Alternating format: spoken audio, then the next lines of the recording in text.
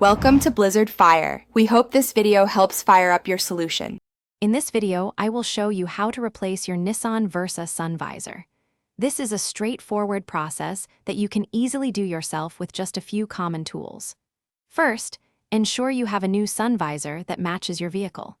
You'll also need a flathead screwdriver or a trim removal tool to carefully pry off a cover, and a Phillips head screwdriver for the two main screws.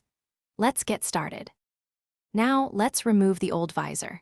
Begin by lowering the visor to give yourself ample working space.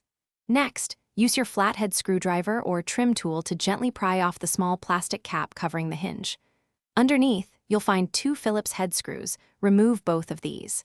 Then, carefully unclip the other end of the visor from its ceiling mount. If your visor has a light, remember to disconnect any electrical wires before fully removing it. With the old visor removed, installing the new one is simply reversing the steps. First, if your new visor has electrical components, connect the wiring securely.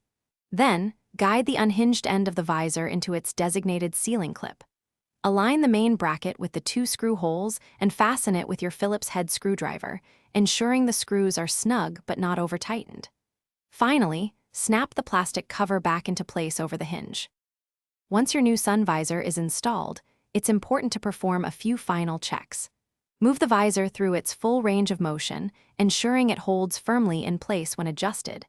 If your visor includes a mirror or light, confirm that these features are working properly. Finally, give all screws a gentle check for tightness and make sure the plastic cover is securely snapped on. You've successfully replaced your Nissan Versa sun visor. Thanks for watching. If you found this helpful, don't forget to like and subscribe.